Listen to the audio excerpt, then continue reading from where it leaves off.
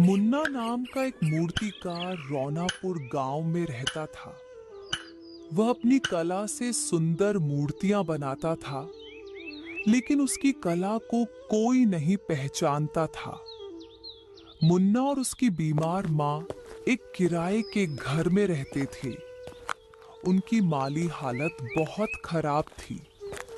एक दिन मकान मालिक सेठ आया और मुन्ना से किराया मांगने लगा।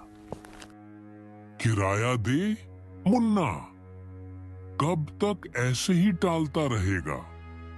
जल्दी किराया जमा कर, नहीं तो मैं तुम दोनों को इस घर से निकाल दूंगा। सेठ जी, थोड़ी मोहलत दे दीजिए। मेरी मूर्तियां बिक नहीं रही है और माँ की तबीयत भी ठीक नहीं रहती। मुझे कोई बहाना नहीं चाहिए। अगर किराया नहीं मिला तो कुछ दिन में तुम दोनों सड़क पर होगे। सेठ ने चेतावनी दी और चला गया। वह घर के कोने में बैठकर सोचने लगा। मैं इतनी सुंदर मूर्तियां बनाता हूँ, फिर भी कोई नहीं खरीदता। पता नहीं मेरी किस्मत कब बदलेगी। माँ का इलाज कैसे कराऊंगा और कहाँ लेकर जाऊंगा?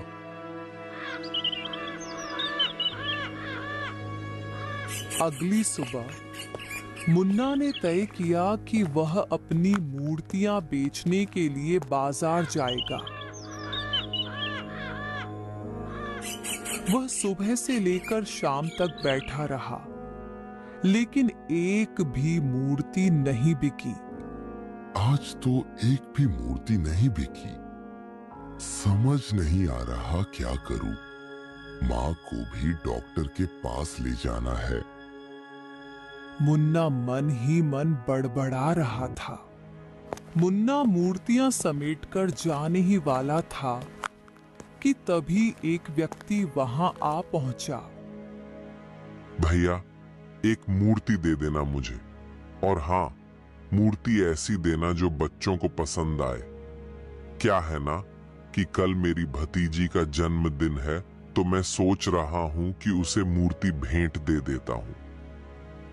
मुन्ना यह सुनकर खुश हो गया और एक सुंदर मूर्ति उस व्यक्ति को दे दी। उस व्यक्ति ने कुछ पैसे मुन्ना को दिए और वहां से चला गया। हाँ, चलो कुछ तो बिक्री हुई। इतना कहकर मुन्ना घर जाने ही वाला था कि तभी एक दूसरा व्यक्ति वहां आ गया। उसके हाथ में एक रस्सी से बंधी बकरी थी। अरे भाई, मैं दूसरे गांव से आया हूं और मैं इस बकरी को बेचना चाहता हूं। ये बकरी मुझे जंगल में मिली थी, पर ये दूध नहीं देती है और मुझे पैसे की बहुत जरूरत है। तो तुम्हारे पास जितने पैसे हो तुम मुझे दे दो और इस बकरी को ले लो। अरे भाई, तुम दूसरे गांव के हो? आपने बिल्कुल सही पहचाना, मैं दूसरे गांव का व्यक्ति हूँ। हाँ, क्योंकि तुम इस गांव के व्यक्ति होते ना, तुम मुझसे बकरी खरीदने को हरगिज नहीं कहते, क्योंकि इस गांव के सभी लोग मेरी स्थिति से अच्छी तरह से वाकिफ है। वह व्यक्ति बहुत ही उदास हो रहा था। भाई, मुझे पैसे की जरूरत है और मैं इस बकरी को चारा भी नहीं खिला पा रहा हूँ। यह सुनकर मुन्ना चौंक गया। मुन्ना बकरी की ओर देखने लगा। बकरी बड़े ही गौर से मुन्ना को देख रही थी। उसकी आंखों में एक विशिष्ट उदासी थी।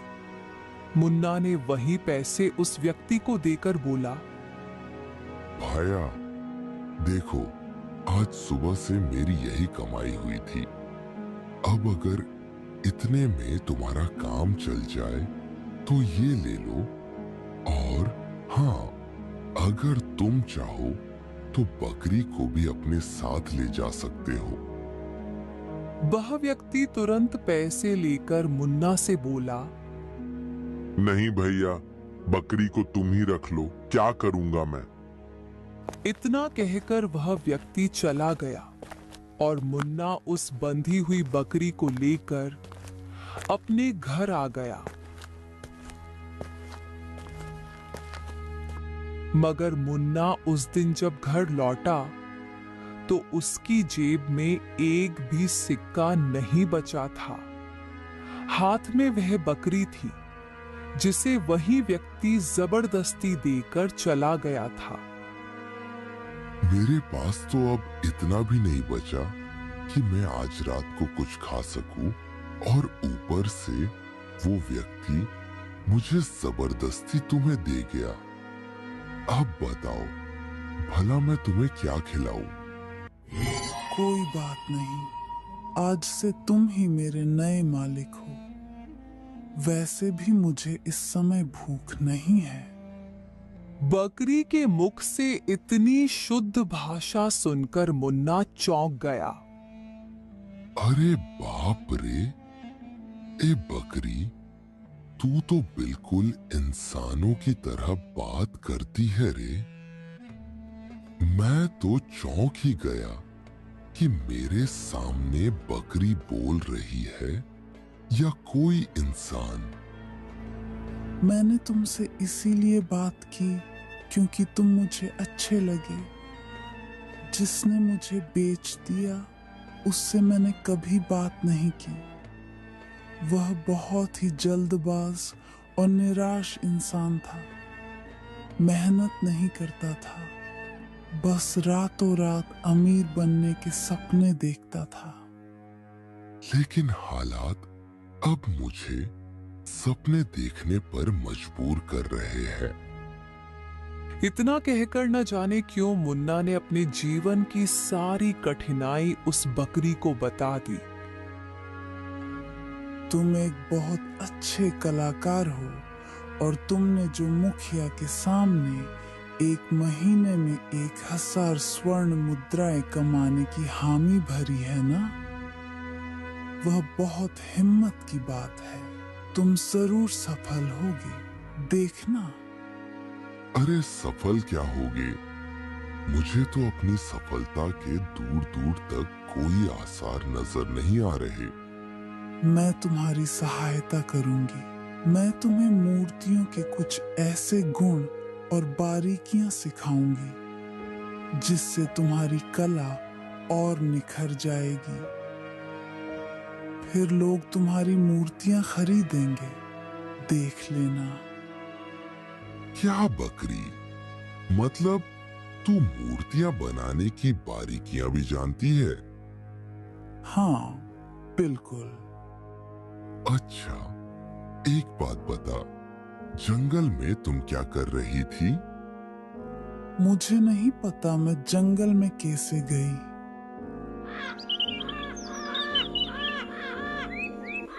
अगले दिन सुबह होते ही बकरी मुन्ना को मूर्तियों की कुछ बारीकियों के बारे में बताने लगी। मुन्ना ने ध्यान से उसे सुना और कुछ ही देर में एक सुंदर मूर्ति तैयार हो गई। अरे वाह, ये तो पहले से बहुत बेहतर है। मुन्ना और बकरी मिलकर वह मूर्ति लेकर बाजार गए।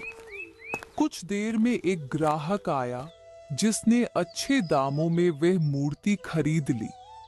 खुश होकर मुन्ना घर लौटा और एक अच्छा भोजन बनाया। कुछ भोजन बकरी के सामने रखते हुए बोला, अरे ये लो बकरी, ये लो, थोड़ा तुम खाओ, थोड़ा मैं खाता हूँ। आज की कमाई तुम्हारी वजह से हुई है। मैंने तो बस तुम्हें थोड़ी सी बारीकियां बताई हैं। आगे आगे देखो होता है क्या। हाँ हाँ, अब तो मुझे विश्वास होने लगा है कि मेरी किस्मत जरूर बदलेगी।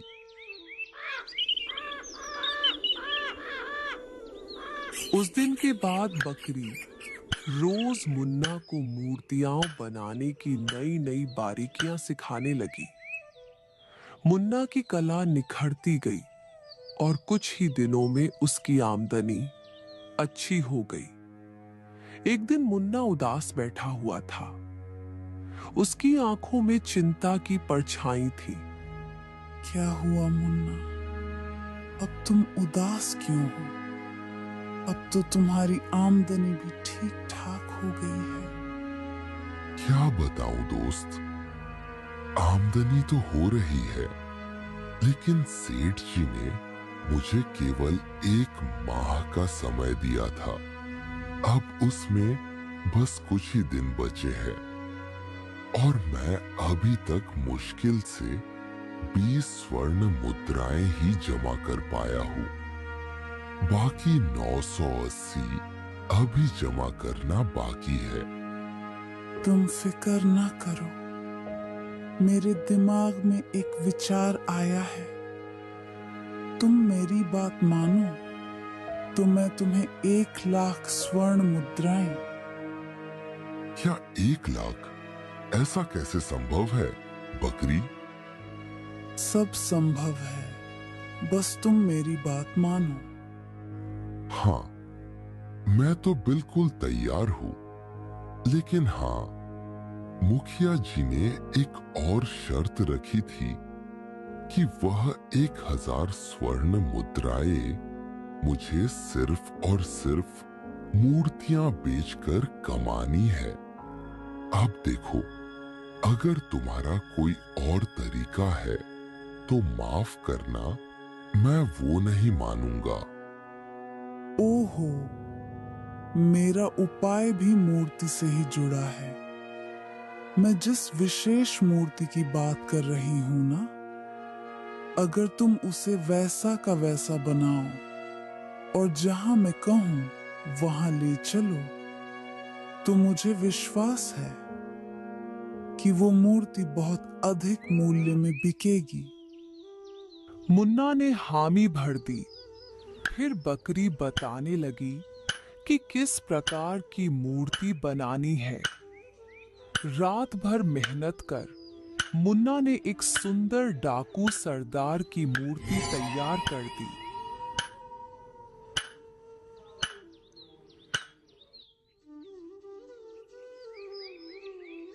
ये मूर्ति तो वाकई में किसी डाकू सरदार जैसी लगती है। बकरी, क्या तुमने कभी इस डाकू सरदार को देखा है क्या? ओहो, वह सब तुम छोड़ो। अब तुम इस मूर्ति को लेकर डाकू सरदार बलवंत की गुफा में जाओ। मैं भी तुम्हारे साथ चलती हूँ।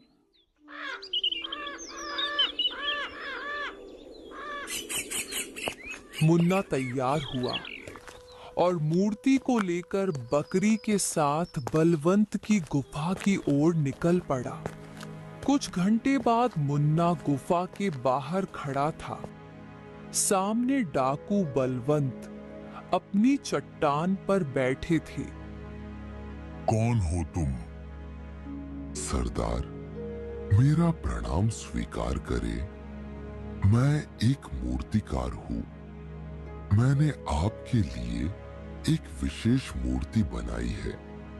यदि आप उसे देखेंगे तो मुझे विश्वास है कि आप प्रसन्न होकर मुझे 1000 स्वर्ण मुद्राओं का इनाम देंगे।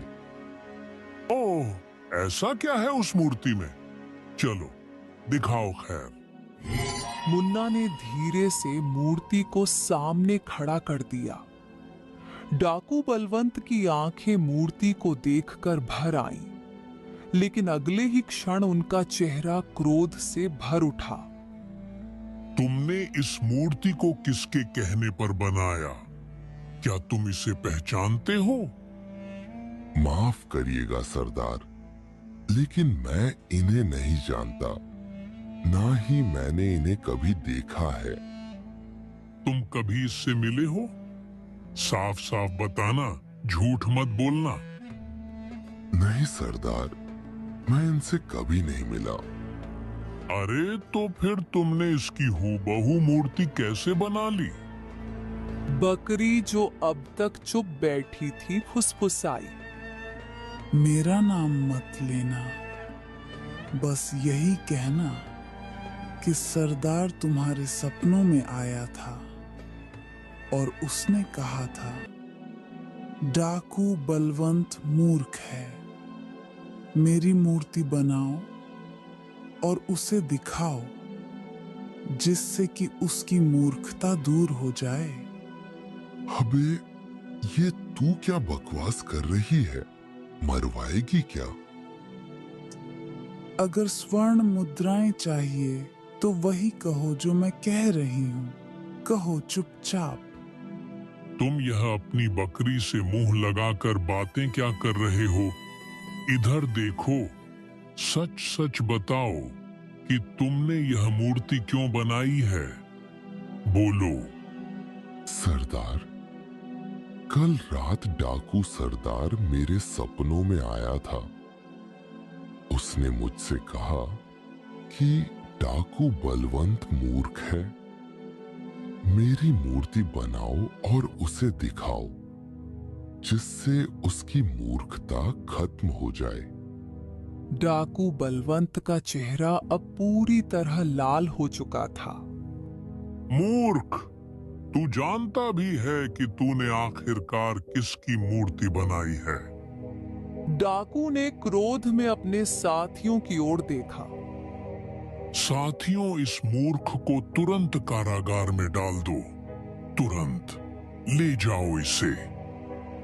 मुन्ना को बकरी सहित कारागार में डाल दिया गया था।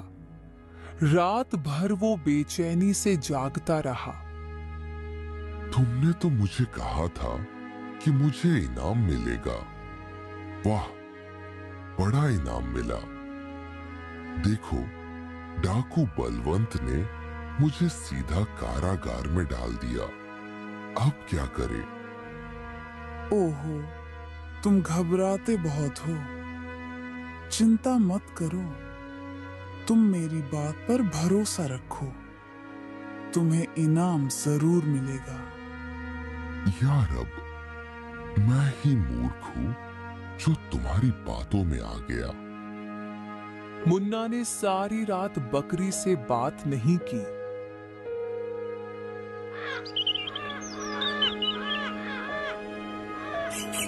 अगली सुबह एक आदमी कारागार में आ पहुंचा। चलो बाहर चलो, डाकू बलवंत ने तुम्हें गुफा में तलब किया है, चलो। देखा, मैंने कहा था ना। बस बस, बहुत हो गया। अब इतनी जल्दी मैं तुम्हारी बातों पर बिल्कुल विश्वास नहीं करूंगा। क्या बकवास कर रहा है? बकरी से क्या बात कर रहा है? क्या घरवाली है तेरी? चल चुपचाप, बहुत चू कहीं का, चल। मुन्ना चुपचाप गुफा में पहुंच गया। कल तुमने जो मूर्ति हमें दिखाई थी, तुम्हें पता है कि वो मूर्ति तुम्हारे सपने में आए मेरे छोटे भाई की थी। उसने सपने में तुमसे कहा था कि मैं मूर्ख हूं और जब उसकी मूर्ति बनाकर मेरे सामने रखोगे तभी मुझ में थोड़ी अक्ल आएगी। सरदार, आपको कोई गलतफहमी हुई है। मैंने मूर्ति किसी डाकू सरदार की बनाई थी, आपके भाई की नहीं।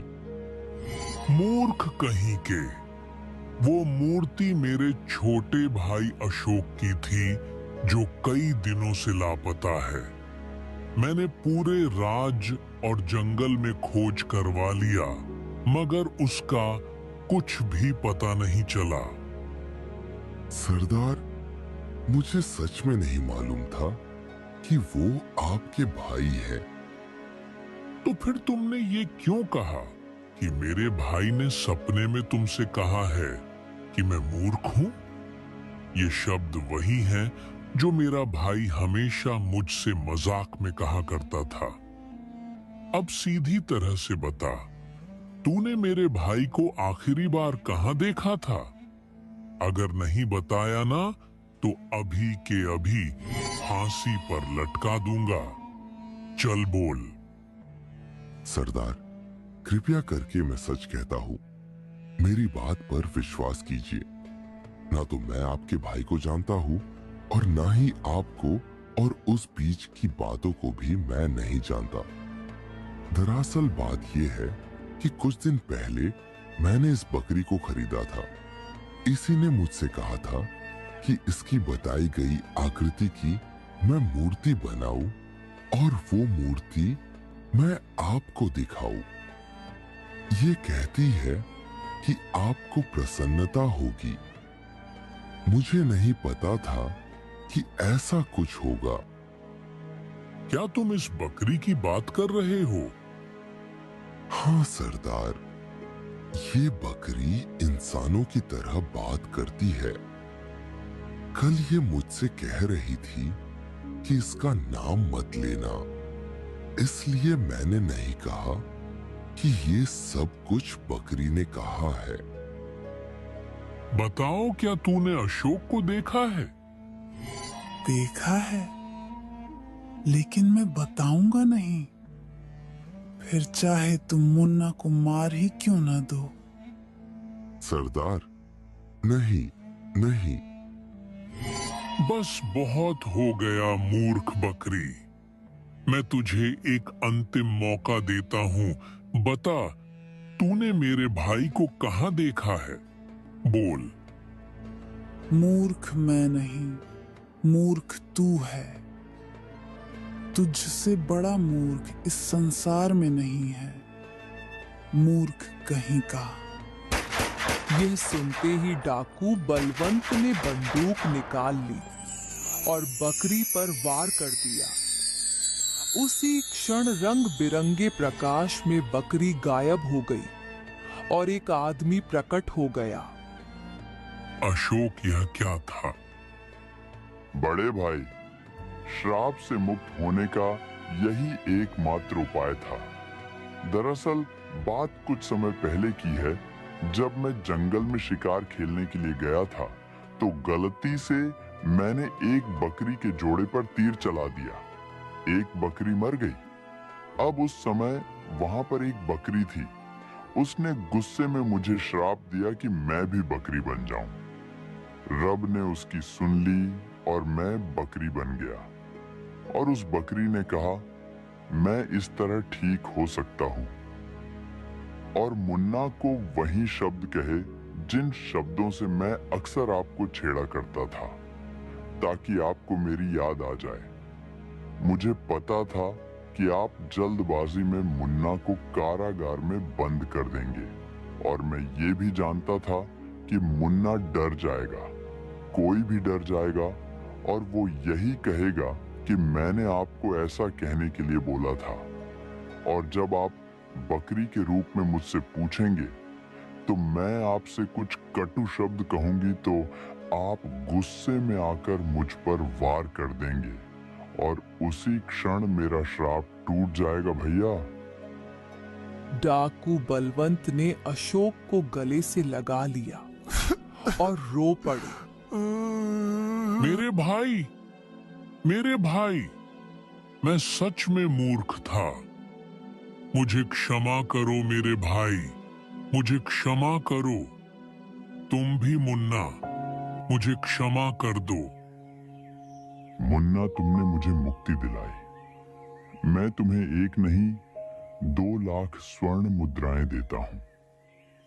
अशोक ने मुन्ना को 2 लाख स्वर्ण मुद्राएं भेंट की। मुन्ना तुरंत अपनी मां के पास गया और उन्हें सारी बात बताई। मां बहुत खुश हुई। मुन्ना ने सबसे पहले अपनी मां को एक अच्छे अस्पताल में भर्ती कराया और उनका इलाज करवाया। उसके बाद उसने एक नया घर खरीदा। अब मुन्ना और उसकी मां दोनों खुश रहने लगे। तो प्यारे दोस्तों, इंसान हो या जानवर, हमें हर किसी की मदद करनी चाहिए, क्योंकि हमारी मदद करने के बदले हमारे साथ कुछ बहुत ही अच्छा हो सकता है। इसलिए प्यारे दोस्तों, हर किसी की मदद करें। प्यारे दोस्तों, इस कहानी को लाइक, कमेंट और चैनल को सब्सक्राइब करना बिल्कुल ना भूलें। Thank you.